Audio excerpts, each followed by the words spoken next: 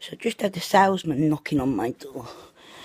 I'm relatively upright this week, she says. I'm trying to make myself a cuppa now because I'm tired. I just had a salesman come to the house for gas and electricity changeover, blah blah blah blah. I should have one of those signs on the door that says, like, if you're selling anything, don't knock, this homeowner is disabled or something. Because although I'm relatively upright and I can get up and answer the door at the moment by holding onto the walls and stuff like that, but my cats were trying to get out. Sorry, I keep rubbing my eyes, but they get gooey. Eyes. So let me sit on my walker. Not my walker, my perching stool. But I just had to step in and out of the house several times. As you can see, my lips are going blue. And it's swollen up my ankle and made my back start spasming. I just really, like, people don't realise, do they, that, you know, what is seemingly okay for them to stand there for 10 minutes talking on the doorstep while I'm saying, no, I'm not interested, I'm disabled, I don't want to change over, I just want to stay where I am and be, like, I can't be dealing with anything like that. And look at my buffalo hump thing going on. It keeps swelling up all up here.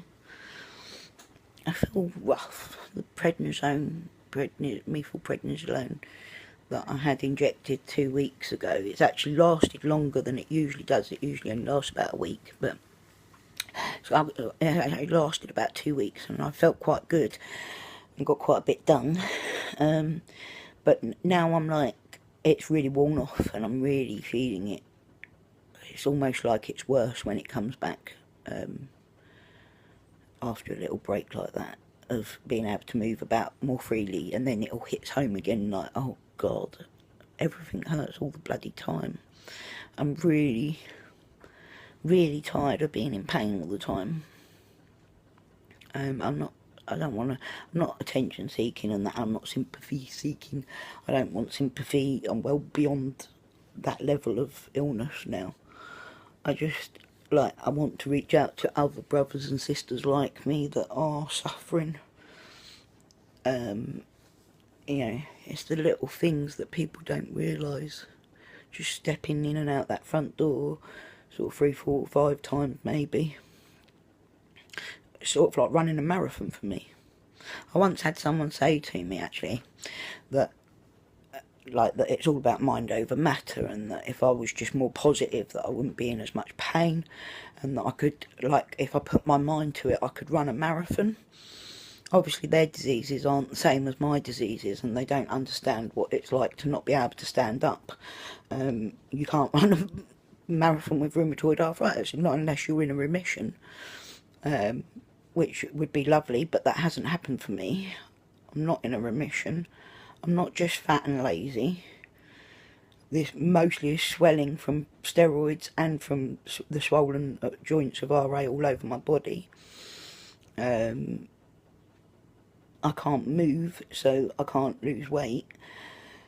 And as much as I would love to be able to move my joints freely, until this disease is under some level of control, to use my joints is dangerous. They will get permanently damaged.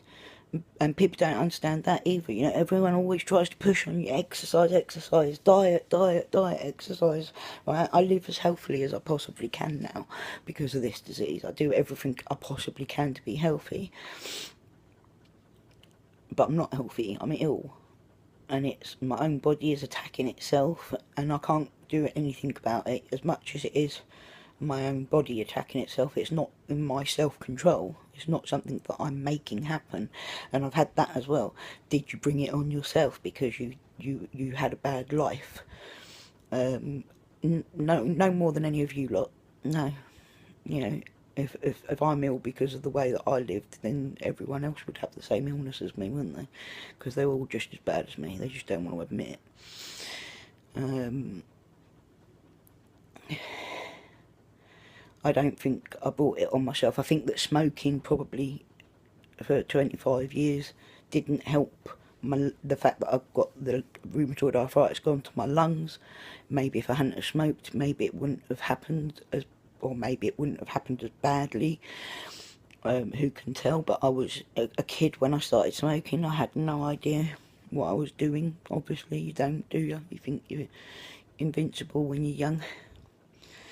And you know, if it came down to it, that the smoking's caused it for me, then that again goes for everyone else. You know, pretty much everyone I know has smoked and still does smoke. Plenty of the people I know that sit there in judgment of me, that sit down the pub every fucking day of their lives.